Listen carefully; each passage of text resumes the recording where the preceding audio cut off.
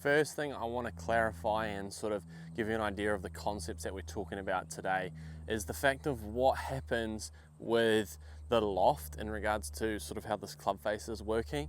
So the thing is that when we're trying to control this club face or trying to get the desired direction that we're after, the more that the handle pushes forward, if I can just get the sort of situated here.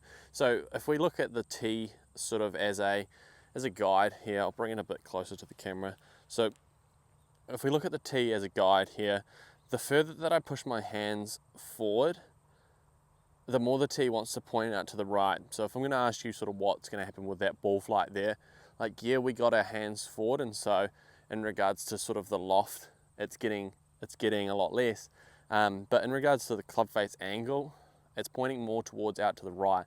And so if you're someone who's hitting a high and right shot, like again I explained, if we can get those hands forward, then yeah, we might get the ball flight lower, but the club face angle is going to point more towards the right.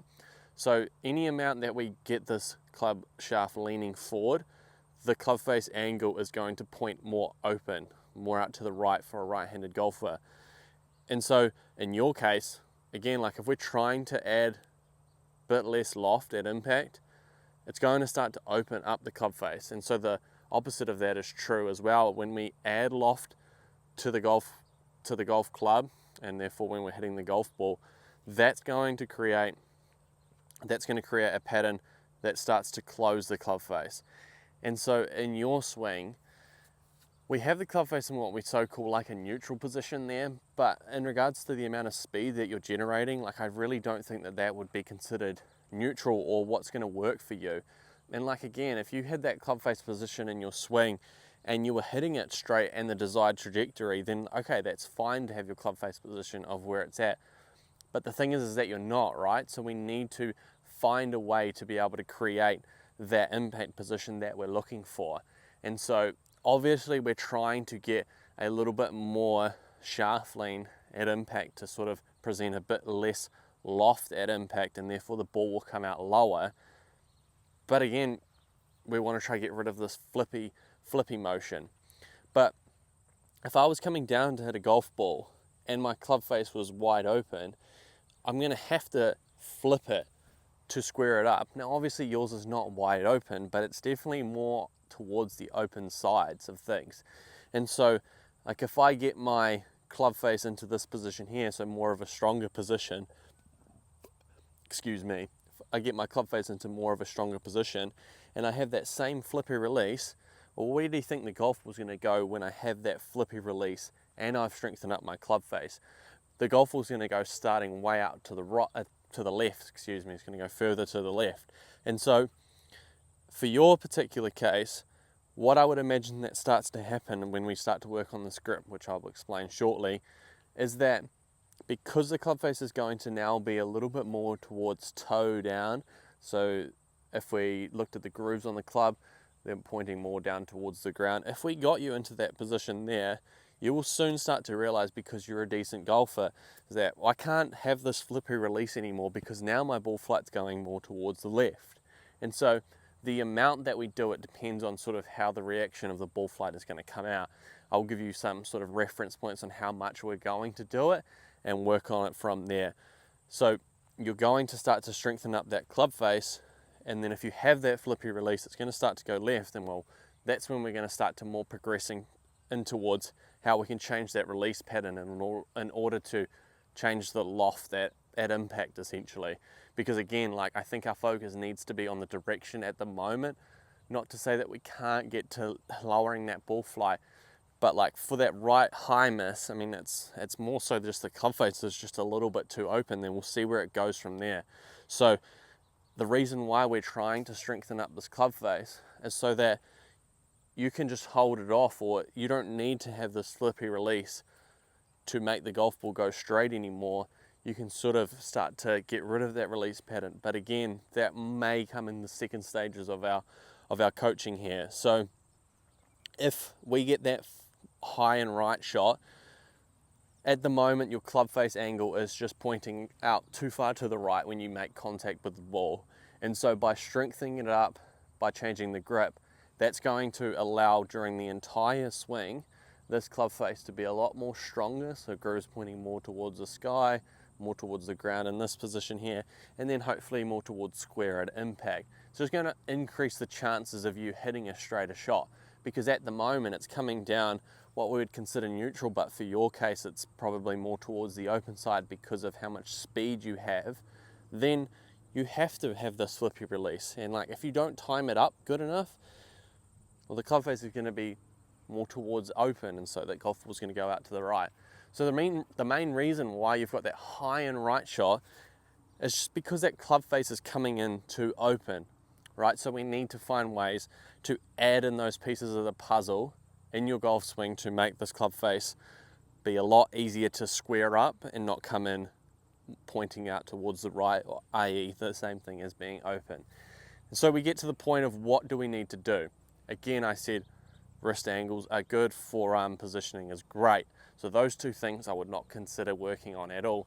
But I do think that we can work on how you're placing your hands on your grip. So if I get both of my hands more towards a strong grip, it's going to be very easy to close the club face. I have a lot of range of motion, so meaning how my arms can rotate can work the club more towards a closed position. And if we go more towards weak, then the opposite's going to happen. It's going to be a lot easier to open up the club face.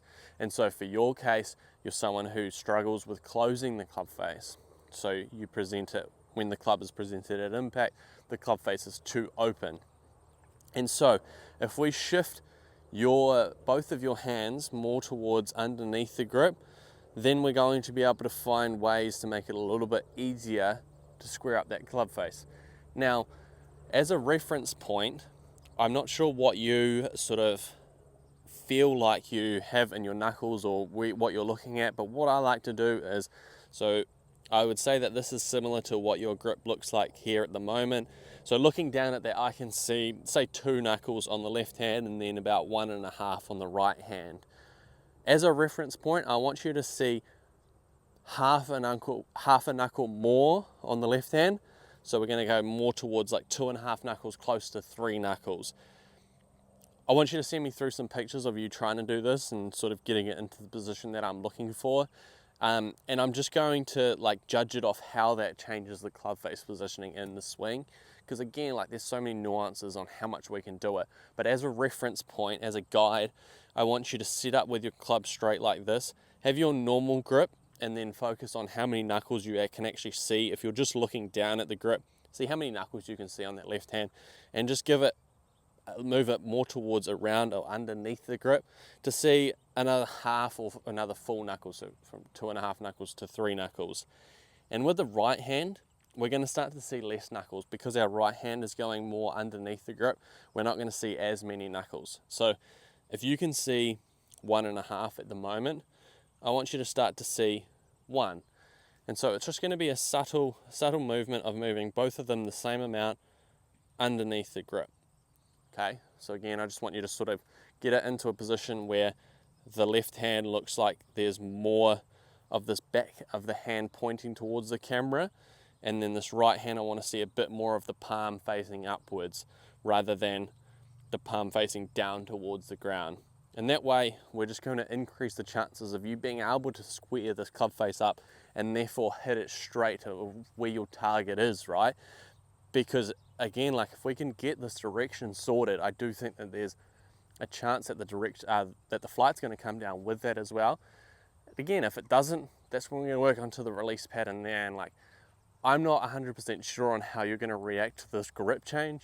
And so we're just going to work on it from there. Like if you start to get that release pattern sorted and it's like, okay, cool, we've got our desired shots, then there might be other things that you're wanting to work on from there. But at this point and at this stage in your golf swing, I think that if we can just focus on improving the direction, improving that right high miss that you said is just ruining your golf scores lately, then I think we're working down towards the right path and just working on the fundamental things that we can control and try to get this club presented with a lot squarer club face angle rather than pointing out towards the right.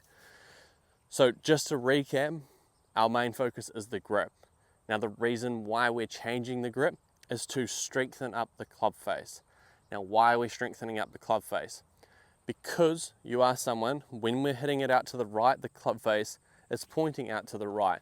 So by strengthening up the club face, we are increasing the chances of that not occurring anymore, that high and right shot not occurring anymore, which as you came to me, you said that's the one that's been ruining your scores. So if we can strengthen up the club face, we're going to increase the chances of that not happening as often. Obviously, there's going to be times where we still hit that shot, but just by strengthening up that grip, we're going to increase the chances of improving our direction straight off the bat. So I want you to make sure that you understand everything that I've talked about today.